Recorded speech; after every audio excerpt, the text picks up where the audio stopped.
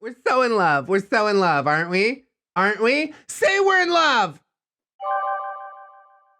The Ballad of Lily, Part 3, True Navigation. Freaking subscribe to ReddX? Yeah, if you would. Also, join the Discord, where Luca is now a mod. Round of applause for Luca! Hello, guys, gals, and all the colors of our wonderful rainbow. It's that time again.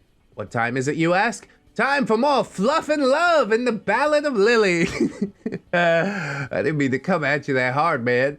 I kid. After getting some feedback from the first 2 chapters, it's clear that I came off as a bit too fluffy and a little pretentious, like I was writing a boring autobiography. I thought I'd write a beat-by-beat recounting of our time together, but given that we spent nearly 8 years living with one another, well, it would be quite an undertaking. With this in mind, I've determined to do my best and only relay the important happenings and leave the filler out. I've been hard at work trying to get these out to you as quickly as I can, but there's a lot of ground to cover. So let's get right back into it. You know the cast if you caught up with one addition, which is Taz, Lily's mother. Somehow shorter than Lily, which is where she got those genes from. A stocky, middle-aged woman with frizzy hair and a love for all things Warner Bros. Tasmanian devil character. Oh, is he dressed up like a cholo in the... I love those shirts, man. As far as beat-by-beat recounting and all that stuff, I mean, it's an admirable goal. I think it would be longer than Chris Trucker, but do I think it would be better is the true question. Do I think people would watch it for that long? Some would, but I probably would think of burying the series at some point. With all that out of the way, let's dive into this new installment of the Ballad of Lily. This episode, as you know, True Navigation. If you missed the parts 1 and 2, well, they in a playlist in the description, I'm pretty sure. Where last we left off, Lily and I had drifted asleep in each other's arms. We slept peacefully through the night, but I awoke to the sound of Lily quietly crying. Uh-oh. Concerned, I turned to face her. OP, what's wrong, love? Lily, how many women have you banged since you left me in Memphis? She put extra emphasis on the banging part. Whew, boy, this is a red flag right here. You holding on to stuff that happened when I wasn't even with you? Come on now, this is the beginning of the relationship. This is the best part of the relationship. It doesn't get any better than this. And if we're starting here, I don't know, man. It's a long road to the bottom. OP says, I really don't think all that matters, Lily, but I can see it's important to you. 3. We've been apart for almost 3 years, and I slept with 3 women. Lily, yeah, and you were gonna marry one of them. I thought you told me you were against marriage. OP, well, I am, but it was important to her, and I loved her, so I agreed. If it's important to you, one day we will as well. Well, I guess, yeah, OP's like against marriage, but not like super against it. I don't know, it seems weird. But also people age and grow, and I sort of get that. I didn't think I'd ever get married, look at me now. Lily was openly crying now. You know how many people I had sex with in my life? You and one other guy, and I would barely call it that with him. She slid away from me, but remained on the bed. OP, I've never cheated on you, Lily. I'm with you now, and I'm in this for the long haul. I'm not leaving now or ever again. Every time we broke things off, it was me who did it. And I know how hard that must have been for you. I know I've broken your heart so many times, and I want you to know that no matter what happens, I'm gonna do my utmost to make our future better. You know what they say, fam? Talk is cheap. Lily clutched the blanket. It feels like cheating, she nearly shouted. I love you. I've loved you for so long. She was sobbing, but there was also anger and venom in her voice. Dude, this is your cue to run. You know that? I mean, you didn't know that then, but hopefully you know that now. She's off her rocker, I'm pretty sure. I tried to lay a hand on her shoulder, but she pulled away. A grimace came over my face, my brain racing at how to solve this diplomatically, so I softened my tone.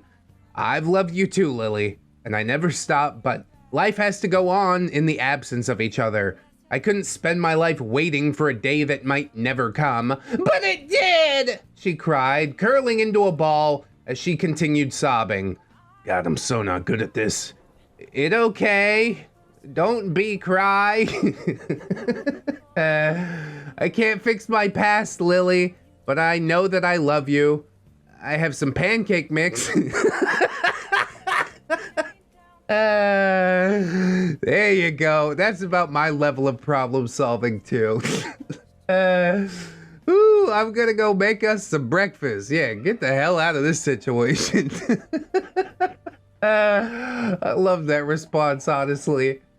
And with that, I slid off the bed and made my way to the kitchen. I could hear her sobbing from my room, but I knew anything I said wouldn't make things any better right now, and it was best for her to just let it out. I said about the business of making breakfast. Bisquick, you glorious asshole! You make it so damn easy. I kept an ear on Lily, wishing I could do more to assuage her heartache, but the heart is a fickle thing, vulnerable and easily damaged, especially by a McDonald's double quarter pounder. Speaking of which, today's sponsor, we don't have one. I had done damage to that heart. Some of it I feared irreparable. I don't really think all this is about you. She's projecting her own insecurities and fears onto you and then blaming you for it. You're doing the best you can in this ugly situation that you seem hell-bent on plunging headlong into, so Godspeed, that's what I say. I eventually heard the sobbing wane into a soft cry and continued on my task of making pancakes. How many pancakes do we need? 300? 500? Just stay away till she's done. The batter mixed, I threw some bacon in the pan to start frying up. Ooh, the sizzle of the bacon. The smell wafting through the apartment. Lily in the bedroom, hell, it would have felt downright domestic if she wasn't still sniffling. At about halfway through the bacon cooking, I felt her arms wrap around my waist from behind. I'm sorry, came her quiet voice. Ugh. No apology necessary, I responded simply. Breakfast prepared and plates distributed, we sat on my ratty couch to consume, plates in hand. I imagine a big TV here, quipped Lily through her munching. I nodded, pointing at the blank wall. Dude, this is like some subtle negging. I don't know if all this is just through like the filter of hindsight, but how could you not see it coming? Do you want a plasma? Says OP. We can mount it to the wall. Hell yeah, bro. We just both gotta start selling drugs. We'll have the money in no time. High five. Boom. She shook her head. No, those are too expensive. Probably like a nice rear projector. They can make them pretty thin now, and we need to get HD, and they're cheaper than plasmas. I nodded again, just happy that she was done with the crying. That's all part of her game, man. I'm not gonna cry if you buy me all these things. Okay, cool. Maybe she is legitimately nesting, but I don't know. It seems like this whole thing is just off on the wrong foot, and I don't know if it'll ever get on the correct foot. Anyways, OP continues. That sounds good. Once you move in and get settled, what say you we make that our first big purchase together? Yeah, what say you, gal? Let's head on down to the malt shop and get a phosphorus. This was domestic bliss. Yeah, some semblance thereof, I don't know. Eating a simple breakfast together, talking of future plans, listening to her complain about the burned bacon, and everything else, honestly. It was like heaven to me. It was these small moments that I would cherish. The strife of the morning melted away into a rose-tinted beauty. I'm glad you remember it fondly, because I'm picking through this and seeing it for what it is. She smiled and nodded at me. Deal, she said, and we finished our breakfast and cuddled on the couch for a bit before I deposited the dirty dishes in the sink. You're not gonna do them? She asked, referring to the dishes being dirty. Oh, here we go. Nah, I'm gonna clean them up later. I want to spend every possible minute with you. She wrinkled her nose at that, but relented. All right. How about you go in there and do them? How about I just made you breakfast? The battle is already being fought, and I don't think OP fully realizes it. The rest of the weekend went mainly without incident, and soon enough it came time for her to leave. As she was packing to leave, Oh, that's right, she's visiting. Okay, don't do the dishes, you're a guest. That's fine. As she was packing to leave, I gave her a hug. One more month. I've requested time off to come to Memphis, and I'll help you get everything packed up and sorted, and we'll get you settled here. We both knew the plan. She would put in her 2 weeks before she left Memphis. She would move in and look for work. It didn't have to be anything special, just something to help pay the bills. She nodded. I'll be glad to have you. My stepdad refuses to help because he, quote, doesn't want his only daughter to move half a country away and shack up with some dude he's never met. Sounds like trad dad to me. I'm gonna sign off on that. You should at least go shake the man's hand before you swoop his daughter away. Please and thank you. Anyway, I walked her down to her car, an old Pontiac Grand Prix. I loaded her stuff in the trunk and gave her a hug that lingered for a while. And did you press your boner up against her? That's what I'd have done. All right. OP says, I love you so much. I can't wait until we're together more permanently. These visits are nice, but it'll be nice once you're here permanently. Yes, permanently. For a permanent stay that is permanent. I squeezed her and we exchanged a kiss. I think after everything we've been through, this will be the longest month of my life, she replied. I smiled. It'll be over before we know it. She gave me a wave and pulled out from the parking spot, toddling down the parking lot and turning onto the main road. I watched her until her car was out of sight and sighed. And then I cried. Yeah, those brain chemicals will get you, I'll tell you that. I'd managed to hold it in all weekend, but it was there, just begging to bubble to the surface.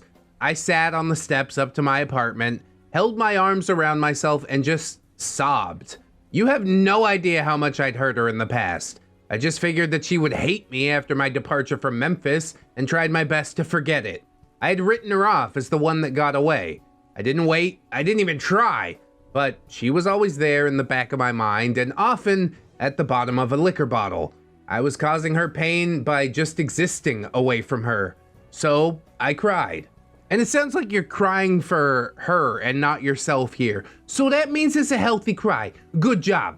After a while, I was able to settle myself down, so I stood up and quickly retreated to my own apartment. I went to the cabinet above the microwave, where Lily couldn't reach, and retrieved a pack of cigarettes. You never actually quit, did ya? Everybody's lying to each other at this point, and round we go. On the balcony now, I lit one, inhaled, and felt the nicotine immediately take effect and calm me down. And I exhaled slowly. This would be the last pack, I decided. Oh yeah, heard that one before. As I stood there, reflecting on the weekend in the morning glow of Sunday. It was a strange feeling. You long for something your whole life, and it's finally at your fingertips, but still just out of grasp. But with every day that passes, your goal comes a little closer. I mean, you convince yourself that the goal is coming closer, but the truth is, once it's there, you just find the next thing to chase. That's human brain for you. The closer it came, with every passing day, Lily and I would talk as we usually did. She showed me progress updates on her packing. I was impressed that she'd gotten it done so early, but she was a meticulous planner and was usually 3 steps ahead in anything that she had planned.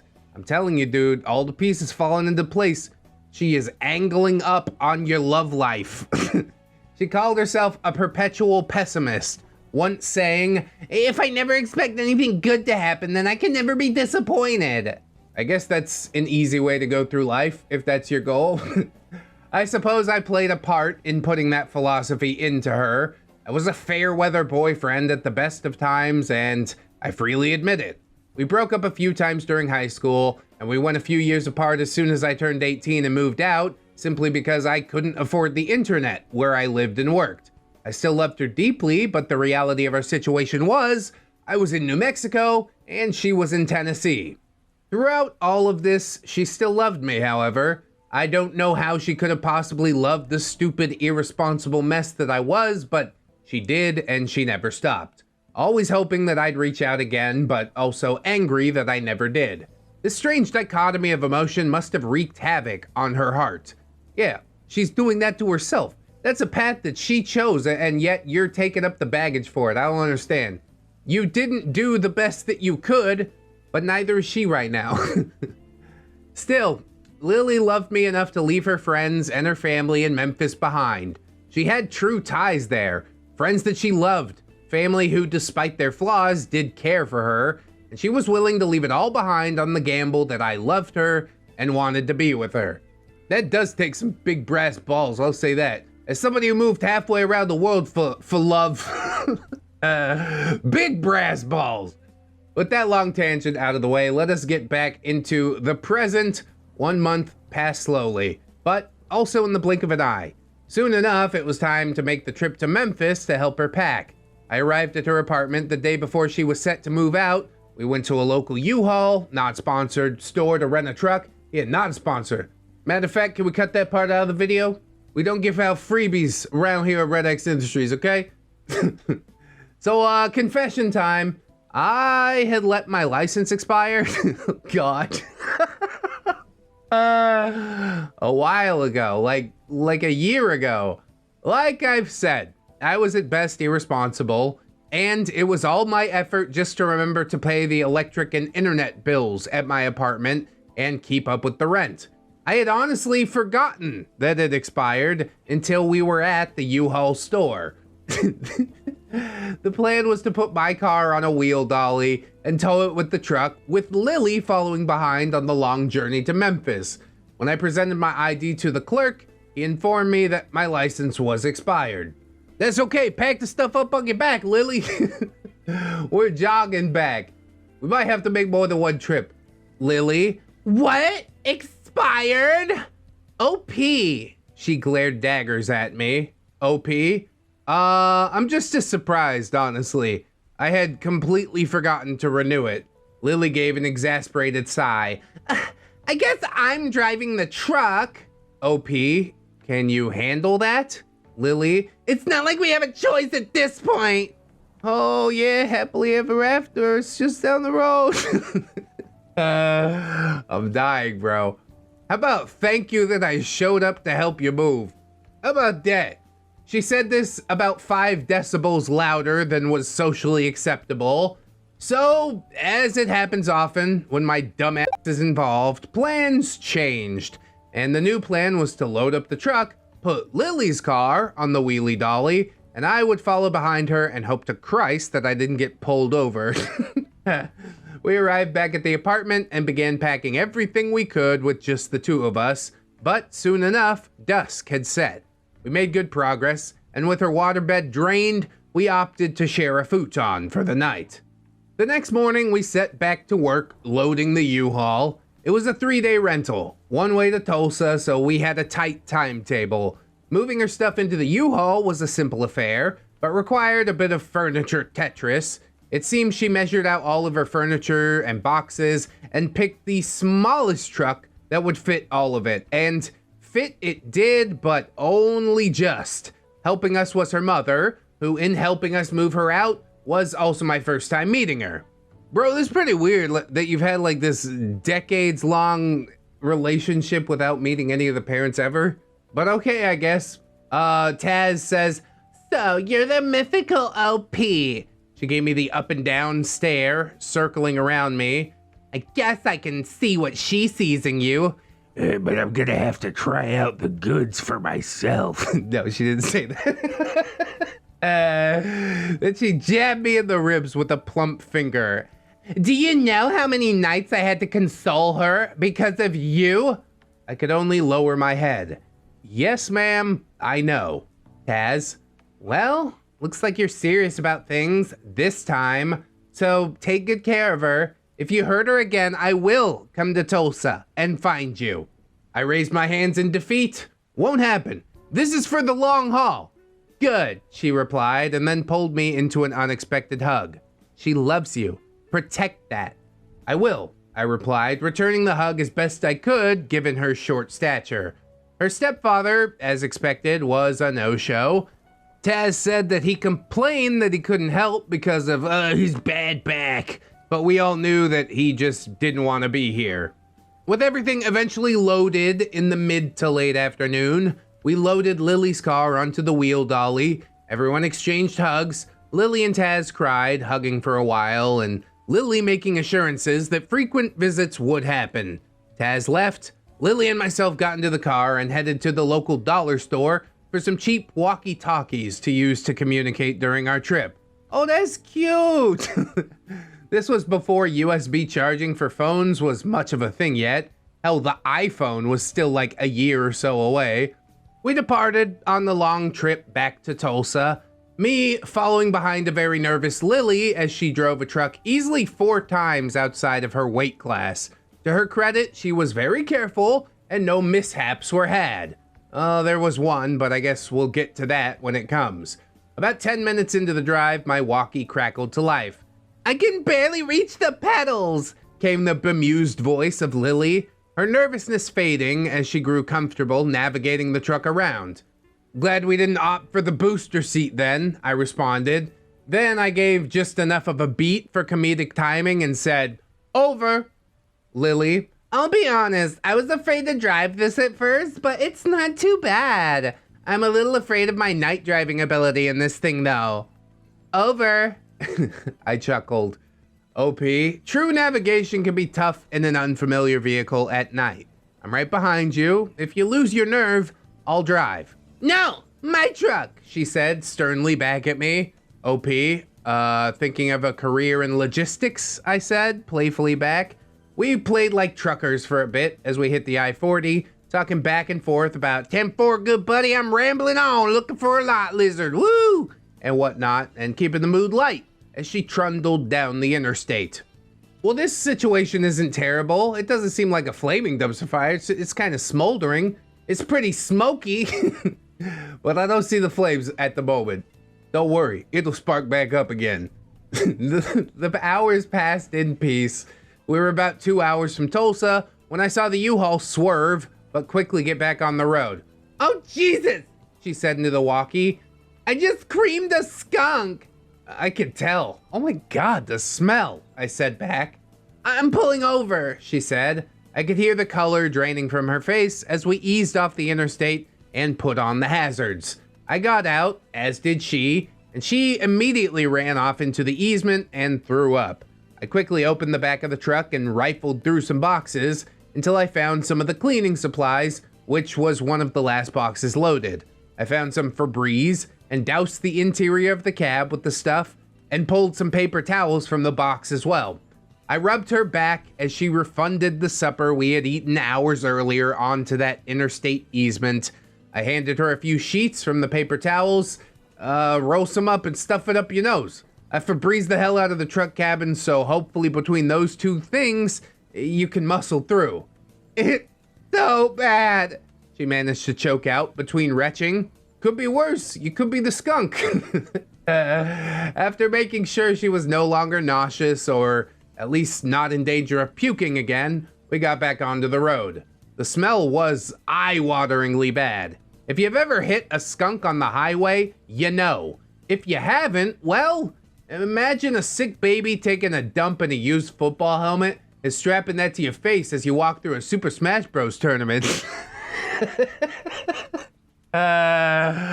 Yes, that sentence. That's the Luca that we know and love. That escalated so quickly. The rest of the journey happened in mostly silence, mainly because it was hard to understand her at all through the combination of cheap walkie-talkies and her homebrew hazmat mask that she made from some towels and my overshirt. Finally, we got to my, I suppose our now, apartment. We opened the back of the truck and quickly realized that the smell had permeated into every single thing in that truck. "No, that's all right. Just give it a bath in tomato juice. I'm gonna hop in with the toaster first." God damn it, Lily muffled through her mask. "Well, I got loads of laundry soap, and the laundromat here is 24/7. It's late, but we could at least get the fabrics going. However, my vote is we leave the larger things here for now and focus on getting the softs and boxes unloaded." So there we stood in the stink, unloading things from boxes one by one, and me giving it a sniff test to see if it was suitable to enter the apartment. The blankets and clothes, yeah, those were absolute no-goes, but most of the things that had been sealed in boxes were spared the skunk's death knell. And the furniture could either be pine-soled or washed. We unpacked the items that were spared the skunk or easily de-skunked and collapsed onto my ratty couch. Lily was not in a great mood. When is she in a great mood, dude? I'm sorry. But she was happy that the trip was over. She leaned into me. Not an auspicious start to our life together, she deadpanned, clearly annoyed at having hit that skunk. I mean, you're the one who hit the skunk. What do you want me to do? But yes, with hindsight in mind, it was just foreshadowing. Hurricane Katrina and a skunk, and OP and this chick is still like, we're gonna make it work. Oh, bless you, kids. Bless your little hearts. Hey, if that's the worst thing that happened on the way here, I'd say we got lucky, said OP. She turned her head slightly to look at me. I hit some armadillos, too. Not the armadillos, bro. She sniffed the air. Oh, God, she stammered. Did she hit the armadillos on purpose? I bet she thought the skunk was an armadillo. She's a psychopath deep down. You could see it. All the meticulous planning, all the negging and nitpicking. She didn't even care about the armadillos. She cares about getting a shower, like a serial killer that just stabs somebody and then like straightens his tie as he walks away from the scene. That's the type of vibes I'm getting right now. We both need showers, said OP.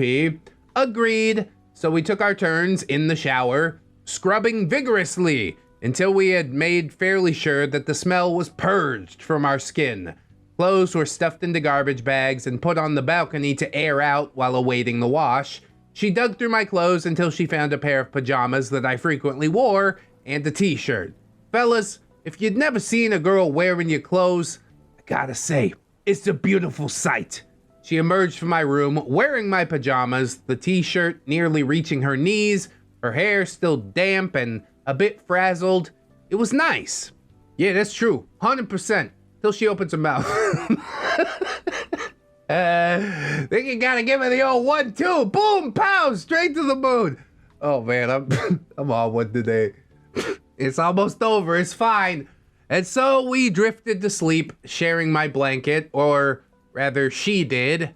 I laid awake for a while, unable to sleep with my racing thoughts. I would do my damnedest to respect what Taz had implored of me. She had uprooted her whole damn life just to be with me. Despite my thoughts, I was eventually able to get to sleep. I woke up early the next morning, Lily next to me, the blanket having long been stolen from me. I was facing her and gently put a hand on her shoulder, rubbing it softly. Her eyes fluttered open, and she frowned, clearly having been annoyed at being awoken. But as her fog cleared and she realized where she was, her gaze softened, and she smiled sleepily at me. Morning, Stinky, I razzed her softly. Hey, you, she lolled back at me. I smiled back. Welcome to Tulsa. You ready to start our lives? And that's where I'll leave things for today.